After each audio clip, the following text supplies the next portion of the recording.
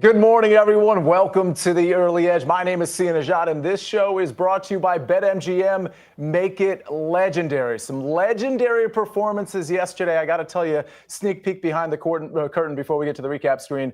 Mike McClure might have been making fun of me a little bit for my QB rankings. We'll talk about maybe Trevor and Caleb in a little bit, but let's see how we did on the recap screen before we bring in the stars of the show. We got an action-packed show. We're going to really lean into Monday Night Football. 5-8 on the recap screen. My half-unit play at plus 150 doesn't come in. Jacoby Brissett doesn't come in for me either. So I need to pick it up a little bit. Chip goes 1 for 2. Mikey B goes 1 for 2. Propstarz hits his play as he usually does.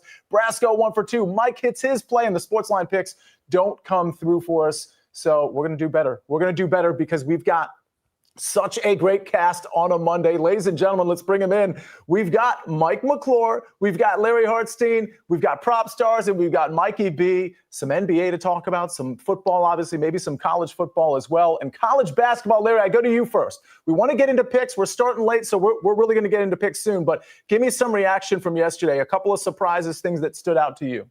Well, see, I can tell you're feeling good. You're in the studio. You're looking good. We're worried about the seams on that shirt busting out after another trip to the gym early before the show. But I don't want to put you in a bad mood or anything. But what if I told you there was a quarterback who has 14 touchdowns accounted for in the last 4 games without committing a single turnover, and he has his team in the race for the #1 seed in the AFC? Any idea who that might be? It's got to be Jaden Daniels. Jaden Daniels. It's your boy, Trevor Lawrence. They go into Denver. To me, that was the story of the day. A lot of questions about could they do it on the road against a good defense, and they did it, and they're for real. And it's a fascinating race right now in the AFC with the Broncos still having to play the Chargers in Week 18 in a game that could be for that division, and that would allow the Patriots to grab the #1 seed. But if the Patriots somehow screw up and lose to the lowly Jets or Dolphins, the Jaguars can win out and get the #1 seed.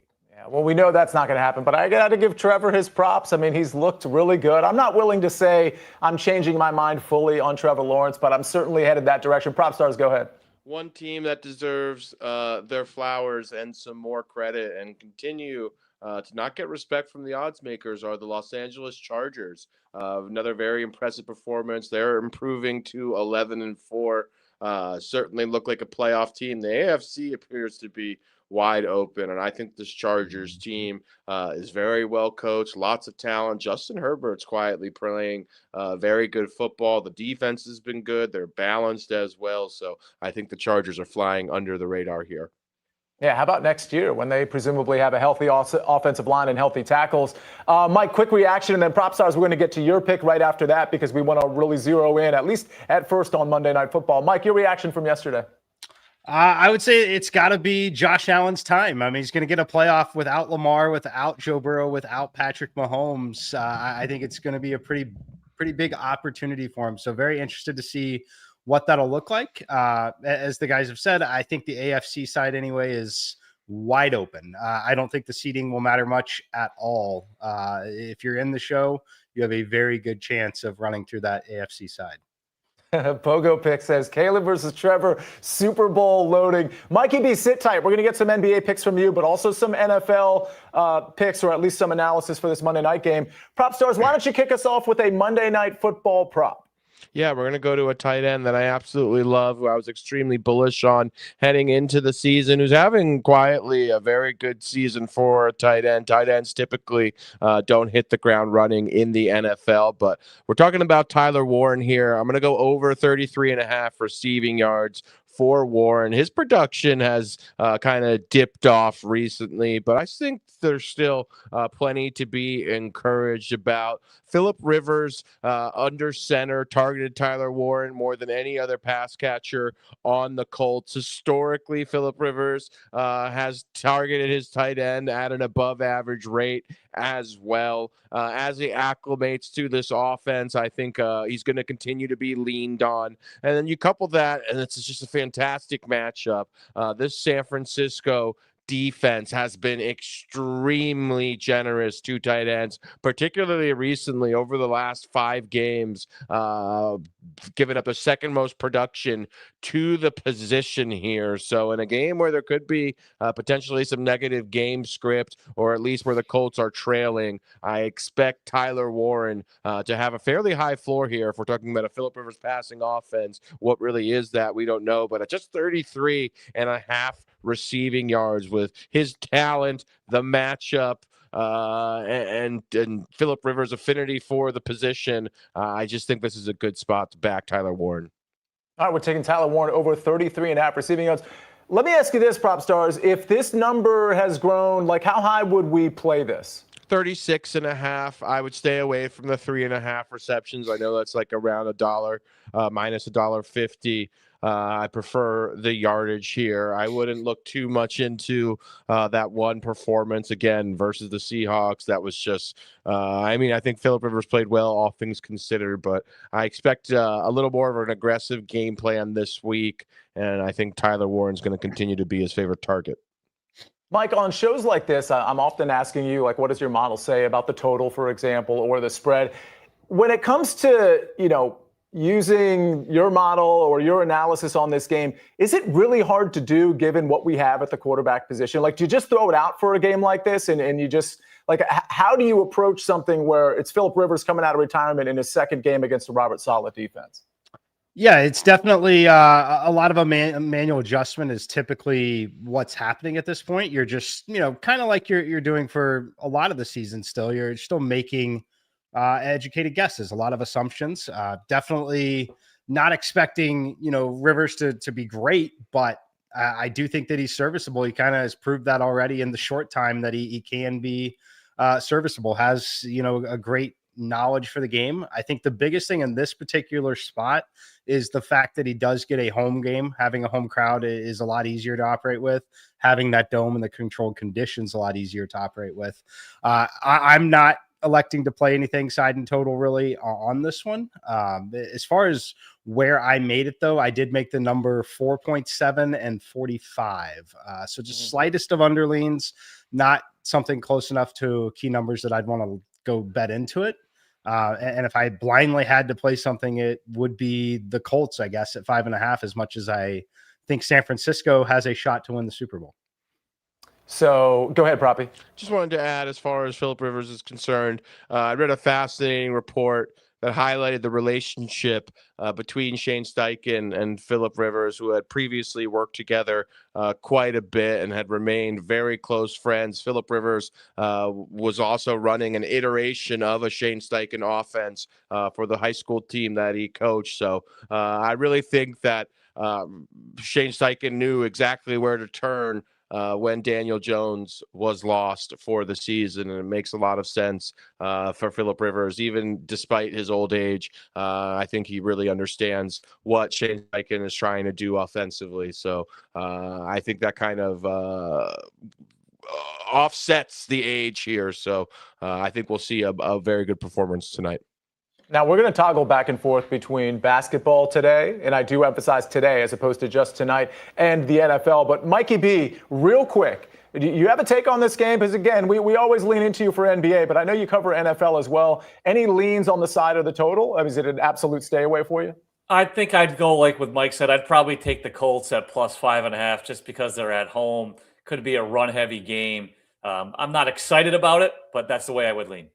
All right, fair enough. All right, Mike, I'm excited about the fact that you've got a college basketball pick, and it's a bit obscure. And if correct me if I'm wrong, is this an afternoon game as well? Talk to me about your play. Yeah, it's an afternoon game. It's the big afternoon game everyone had on their radar today. How about the West Georgia Wolves against the Georgia Bulldogs? The spread in this game, I believe, is 35.5 points. Georgia is basically the highest scoring team in college basketball. I'm looking at West Georgia, though, team total under. Now, we've seen a lot of market movement in this game. The team total currently sitting 67.5. This game has seen a ton of movement, though. The total in this one has moved up 7 full points since the open. Typically, when you move multiple possessions like this, not on injury news, I'm looking to go the other way a little closer to game time. And I'm going to do that by isolating this West Georgia side. While it's a huge opportunity for them to play the in-state massive opponent in Georgia, I think that it's going to be difficult for them, particularly with such an early start time. It's obviously last game before the holiday. I think that this is a spot where they really struggle. They're much better defensively than they are offensively. It's a team that doesn't crack the top 300 offensively, have no shot to win this game, have no shot to compete in this game. Going to go under on this team total, just simply kind of fading that market movement. I set the number here at 63. I think them reaching 60, though, would be a good outcome for them in this game. All right, West Georgia team total under 67.5. I bet you didn't have that on your bingo card. I'm trying to look at the chat. Now, Proppy, I want to kick it back to you because it's harder for me in studio, just so everybody knows, to see the chat and to conduct the show. But I am able to toggle back and forth a bit. And Proppy, one thing that you always say about receiving running backs, if you will, is to avoid it unless it's a Bijan Robinson or unless it's a CMC. Now, we've got Aaron Taylor in the chat. I saw that. I saw Big Cheesy, among others, that were looking at CMC yards and potentially laddering, or CMC receptions and looking at that market. How do you feel about that going into this game? Yeah, CMC is a true outlier as far as his receiving ability. He has, I believe it's something like 240 more air yards than the next running back, who's second in air yards. I believe that is Kyron Williams. His receiving profile is that of a very good wide receiver one. That's the sort of impact, and they're designing a lot of plays for Christian McCaffrey to take advantage of his skill set. So he is an outlier. He's a rare exception. He's a first read. He has a high first read target rate, which is something that you look for. Running backs typically are going to be check downs, or you cycle through your progressions. Really difficult to account for that sort of production, which is why you see just a lot of volatility in the props week to week. So C-Mac is one of the rare exceptions who I think you can trust in the receiving market. I like him over 34.5 receiving, or 38 and a half receiving yards. Looks good to me. Yeah, we got a lot of sharp people in the chat that like that as well. Larry, go ahead. One thing the Colts do well is defend running back passes. Fourth lowest target share, fourth lowest yards per target. So that's just a note of caution. I don't have a play on this one way or the other. I know he's going to get targeted heavily. He always does. But that is one thing the Colts do well. Yeah, I mean, it's just worthy of pointing out whether you lean one way or the other, because we're honestly on this show, we're trying to give everybody all the information we possibly can. So absolutely love that insight, Larry Hartstein. All right, let's talk about a BetMGM promo, Ben. Let's talk about a first touchdown score. We're going to cover first touchdown scores later in the show, but get your stake back in cash. It's the same first touchdown stake back promo courtesy of BetMGM. Get your stake back in cash. If your first touchdown score scores second instead, bet on any pro football player to score the first touchdown of the game. If you're right, you win. If your player scores second, you get your stake back in cash. Our SportsLine picks. We got one here. Charlotte plus 9.5, minus 114. That one courtesy of Bruce Marshall. We're going NBA there, of course. That's the Charlotte Hornets plus 9.5 at minus 114. More NBA to come. I've got my NFL pick. And, of course, we've got NFL picks from Larry Hartstein. Some of your questions, our first touchdown scores. A lot to cover on this show. It's coming up right after this message from our partners. Critics agree Landman is a hit. We roll the dice one last time. Men die. Oil companies don't.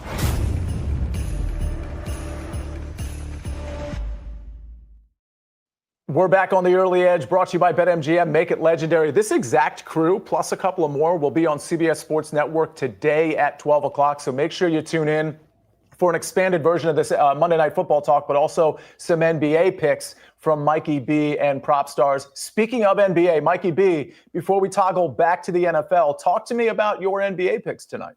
All right, first we're going to go to that Hornets-Cavaliers game. Donovan Mitchell over 29.5 points at minus 119. He's listed as probable. He did not play Friday against the Bulls. That was due to an illness, so he's had the weekend to recover, and he should play in this game. He played the Hornets about a week ago. He only had 17 points in that game.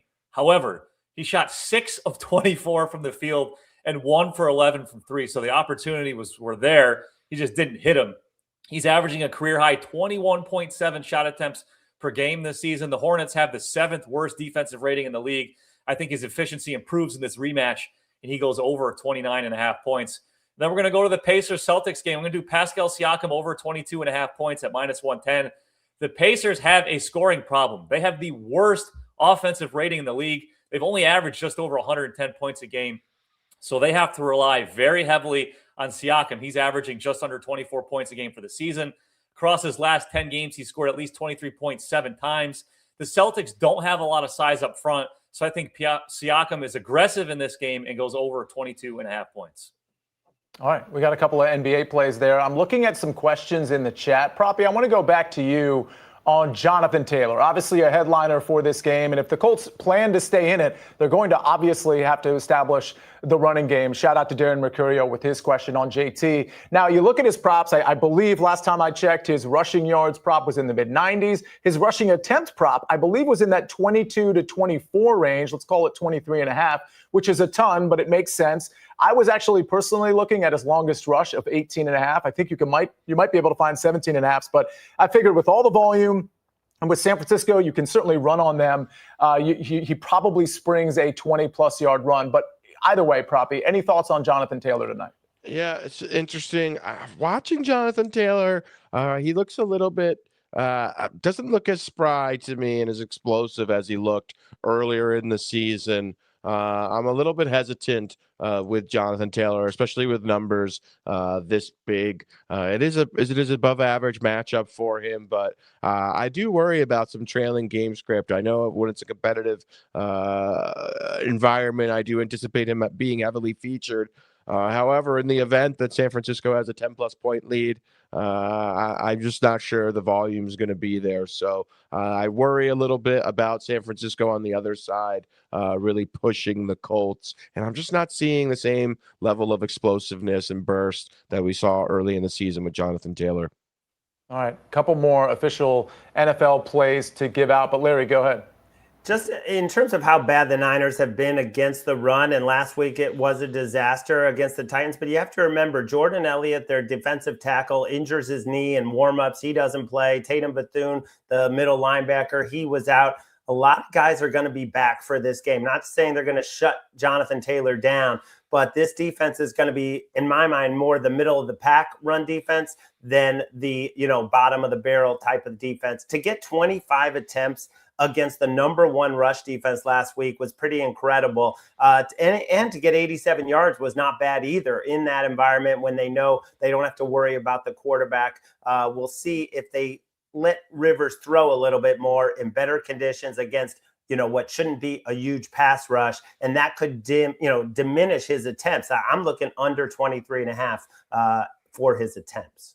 Okay, fair enough. Yeah, I mean, you kind of alluded to what Phillip Rivers might be able to accomplish in the short area with the lack of pass rush and Proppy. I think that plays into Tyler Warren quite a bit as well. With that in mind, I'm going to make a play. This is a halftime, full-time play. I believe all the books have this. It's sometimes a little hard to find. DK, for example, will have it under game lines. You just scroll down and you'll see halftime, full-time, and you can pick who you think is going to be winning at halftime, who you think is going to be winning at the end of the game. I think it's going to be the Niners either way. Or I should say both ways here. And so it's -125, which I think is a really reasonable number. I'm basically taking out the spread. The catch is, yeah, the 49ers, basically you're making a money line play, but you're making a money line play on the half as well, which just so everybody knows, they're favored by 2.5 points. I expect the 49ers to have a workman-like type game. This is such an important game for them so that they can maybe nail down the number 1 seed next week against Seattle. I don't think they're going to overlook this game. Let's just put that out there right now. And you got Robert Saleh. This is a very banged up defense. However, they are getting some guys back, and they do get the benefit of having some film on Phillip Rivers and having a week to prepare for him. I just don't think it's that intimidating of an offense. And I do think Brock Purdy is starting to get healthier, starting to play better like we saw in Tennessee yesterday. And frankly, this secondary can be exposed. And I'm talking, of course, about the Colts secondary. So I like the 49ers to be winning, not by a ton throughout this entire game necessarily, but I like them to be winning this game at halftime and to win the full time, or I should say at the end of the game. Give me that at -125. Let's go to the defensive side of the ball. But Larry, before we do that, Proppy, you had some comment. Oh, yes, excuse me. Yeah. So one guy I wanted to talk about is George Kittle. I think George Kittle is set up to have a tremendous game. Someone I like quite a bit here. George Kittle has been absolutely on fire since week 8. A lot working for him. If you look at his splits with and without Brock Purdy, he's been phenomenal every time Brock Purdy's been under center. But without Ricky Pearsall in the lineup as well, and then looking at this Colts pass defense, I really think George Kittle with a 25% target share in the offense. That's an extremely healthy number, or we're talking a wide receiver 1 type number, is going to continue to be the focal point. I think George Kittle here could have a potentially massive game. So, Proppy, let me follow up with you on that. When you look at the other pass catchers, obviously we've already noted CMC, Kittle with a great matchup.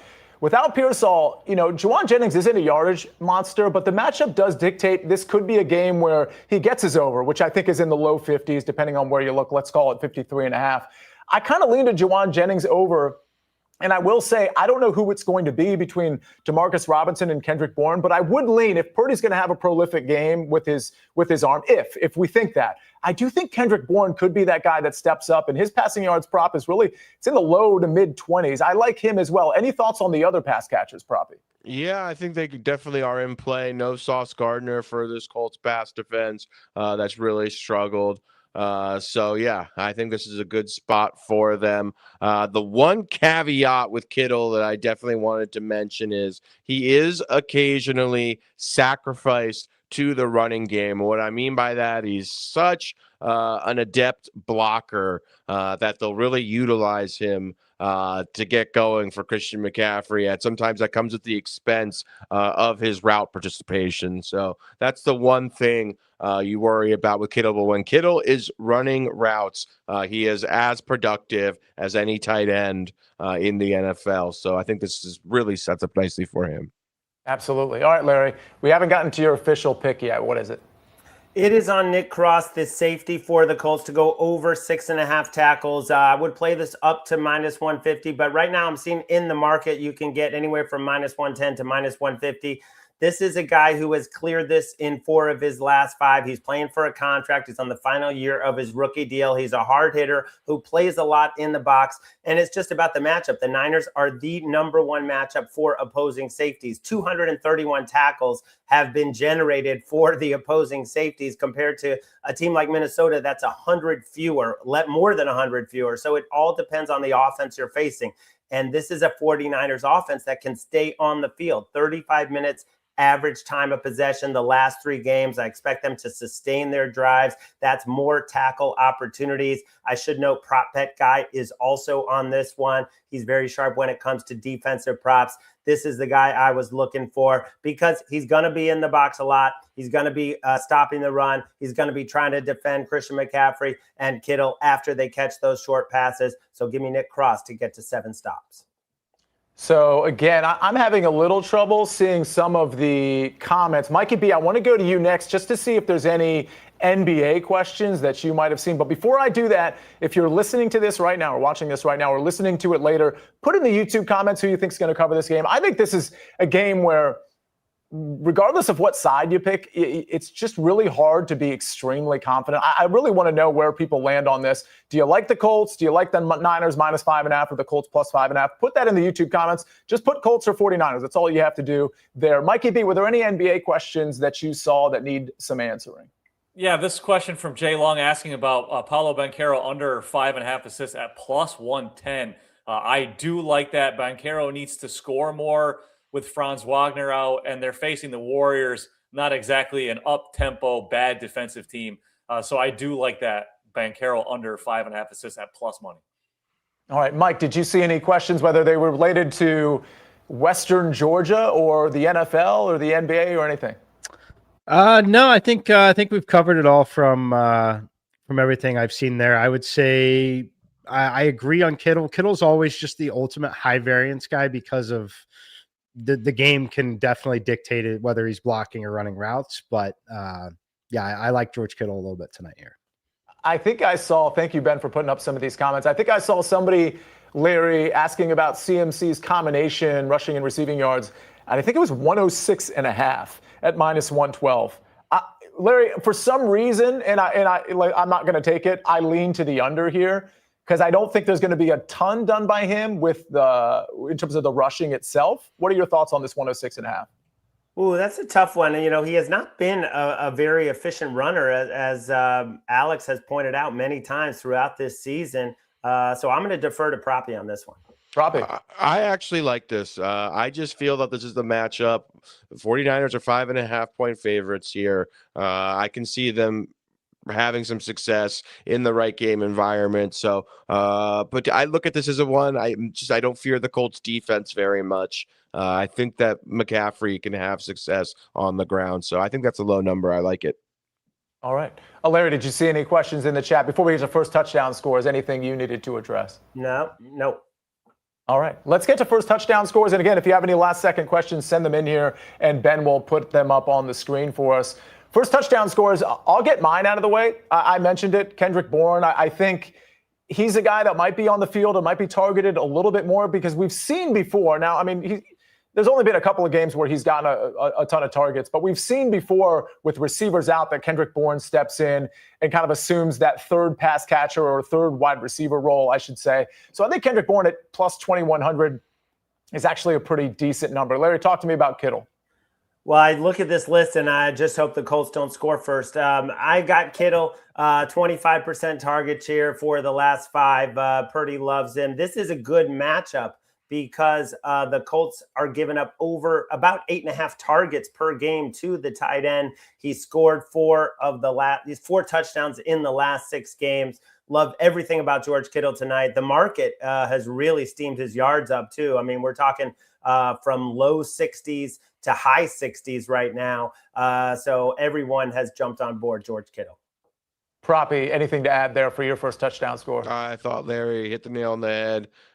Kittle's been on absolute fire recently with Brock Purdy under center. He's as productive, especially from a touchdown standpoint, as any tight end in the league. So, yeah, I love George Kittle tonight. I'm just realizing, Mikey B, that Propstarz has 2 picks, but really he only has 1. Which one of these is your pick here? Because I see his face twice, but I don't see yours. So you're either going with Brock Purdy or George Kittle. I suspect it's Brock Purdy. No, I'm incognito. I'm actually Juwan Jennings. Okay. So I'm just being, I'm trying to float in here. We've determined through research that my picture lowers the ratings. So Ben did the right thing here, and he kept me off. I like Juwan Jennings simply because he's got a touchdown in 5 of the last 6 games. Over that 6-game span, he had 11 red zone targets. 5 of them came from inside the 10-yard line. So incognito Juwan Jennings for me. So I see Aaron Taylor in the chat says he loves Juwan. I think Juwan Jennings is a pretty solid play today, and I'm talking about not just his first touchdown, but his receiving yards as well. I'm really leaning that way. Okay, so Mikey B, you're on Juwan Jennings. Propstarz, you're on George Kittle. We got that. Okay, now Brock Purdy. Okay, Mike ratings McClure. just tanked. Bad move, Ben. Should have left my picture off. Mike McClure, talk to me. Yeah, Brock Purdy found the number attractive. You can find it between plus 2,400 and 30 to 1 here. 30 to 1 currently at BetMGM, where I believe it is also still alive for the second chance promo as well if he scores. So rare that you get the better number with the second chance there. But Brock Purdy is a very capable runner, dating back to his days in college football. You've seen it when games have been on the line a little bit throughout his young NFL career. When I look at this particular spot, I think that while McCaffrey is difficult to cover, so is George Kittle. The Colts have been decent at limiting some of those short area passing. I think that Purdy could take off and run here. Really just the number, though, at 30 to 1. I thought it should have been closer to 20 to 1. So give me a starting quarterback for the team that's favored that likes to run. So Hero has a question, Larry, about Brock Purdy. I wonder how prolific you think he's going to be in terms of how many yards he's going to rack up here. It's 247.5, and it was Hero that was asking about the over there. I would actually lean to the under on Brock Purdy's passing yards, and specifically the first half under, whatever that yardage is. So, obviously some books offer that as well. I would lean towards the under there because I don't think the 49ers are going to really open it up until they think they absolutely have to. And I also think we're going to see a lot of ball control, or at least the attempt of a lot of ball control with the Indianapolis Colts. Any thoughts on Brock Purdy and his passing number? I don't have a play on that. I think he will be very efficient. Not having Pearsall, that hurts, but they've got all the other key guys. This offense has just been humming like a machine, mounting long drives, just, converting, sustaining. So I think he'll have a very efficient night, but I don't have a play on that yards. Mike McClure, any thoughts on Brock Purdy's passing yards? And I'll note that Phillip Rivers' passing yards, I think, is in that 150 range, which is kind of funny to look at, but it's a low number nonetheless. Mike, any commentary on either of these quarterbacks? I won't be playing the Purdy one way or the other. I've got it at 244, and I've got Phil Rivers at 170. So that's where I've got those two. I'm not going to play Purdy's over or under there. If I had to play Brock Purdy in any particular market like that, it would actually be over on his rushing yards. Okay, I think we've got Phillip Rivers in the high 150s. Prop stars, any commentary on these quarterbacks? Concern with Brock Purdy is the Colts being able to push San Francisco. It's a great matchup for San Francisco. I just think they're going to be fairly balanced here. So, I'm not sure that the Colts are the optimal dance parties for Brock Purdy, who looks really good, and I do like this matchup. But, I think it's a stay away for me. As far as Rivers is concerned, I think the line's efficient. Yeah, fair enough. Mikey B, any commentary on these quarterbacks? No, I'm just kind of disappointed we haven't started looking ahead to Week 17 and the biggest matchup of all, Giants-Raiders for the number one pick in the draft. I'm sure maybe we're going to get to that on the noon show, Sia. I'm not sure. Yeah, that's actually going to lead the noon show with that game. Thanks for plugging it, though. So, again, CBS Sports Network at 12 o'clock. You'll see Larry. You'll see Mikey B, Propstars, Mike McClure. And we've got some others on that show as well. Proppy, did you have anything? No, I just wanted to mention very much looking forward to the Friday prop show as well. Friday prop show. I missed the last week. Proppy, I'm sure you had another winning record. Talk to us on the Friday prop show. We went 4-1, but more importantly, Sia, we won a showdown versus Claudia on Jacoby Brissett, actually, on his attempts. So it was a very heated conversation between Claudia and I that dates back multiple weeks, as I'm sure you recall, Sia. So very hotly contested topic. Yeah, I'll be back on the next prop show, so I'll be a part of that crew as well. I had Jacoby Brissett over 1.5 touchdowns. He got a touchdown pass in the first 5 minutes of the game and then kept attacking the red zone, and it just didn't work out. A lot of field goals, a lot of drops, and I'm not super psyched about that. A Huggies parlay from Spoonie Sports Bets. Niners minus 5.5, Purdy under 247.5. Niners to win halftime and full time, and CMC 2 touchdowns. You didn't tell us what that pays, but I don't know, maybe throw in the 1 touchdown. I feel like that would be perfect. That's like diaper the neighborhood right there. 2 touchdowns. I mean, that's like generational diapers right there. See, I'm pretty sure Brissett has been on the opponent's side of the 50 with less than 1 or 2 minutes to go 4 times this year with the chance to either tie or win. And I don't think they've pulled one off yet. Yeah. And incredible interception from the Falcons to close that game out. But so many chances. Again, touchdowns, there's a lot of variance involved. I mentioned that when I gave out the pick. But if you told me they would be in plus territory as many times as they were and they would only get 1 touchdown, I would be making that bet every time in terms of where they were at on the field throughout that game. All right, let's get to the recap screen, and we'll get everybody out of here again. Join us on CBS Sports Network today at 12 o'clock. I'm going 49ers halftime, full-time, minus 125. We've got Nick Cross over 6.5 tackles and assists at minus 137 from the Maestro. Mikey B. Donovan Mitchell over 29.5 points at minus 119, and Pascal Siakam over 22.5 points at minus 110. Mike McClure, West Georgia team total under 67.5 minus 110. That's an afternoon college basketball game, folks. And Tyler Warren over 33.5 receiving yards at minus 115. That one courtesy of Propstars. Of course, all these picks, with the very, very small exceptions, up on SportsLine. So make sure you remember SportsLine to catch these when they come out, because often the line does move. NBA, SportsLine picks, Charlotte, plus 9.5, minus 114. That one courtesy of Bruce Marshall. Our first touchdowns are Kendrick Bourne, George Kittle, Brock Purdy, Juwan Jennings, and George Kittle. Ladies and gentlemen, if the Colts score first, this screen is just not looking very good. Let's hope it's the Niners that score first, and one of us probably wins this one. All right, Mike, Larry, and Propstars, thank you very much. I'll see you guys at 12 o'clock. So much programming coming up on this SportsLine YouTube channel for the balance of the show, including that CBS Sports Network show. It'll be on the SportsLine YouTube channel. So make sure you're subscribed, and make sure who you put the team that you think is going to cover tonight on Monday Night Football, the Colts or the 49ers. Put that in the YouTube comments. Thanks for joining us today. We'll see you very soon on the Early Edge. Ladies and gentlemen, we rest our case.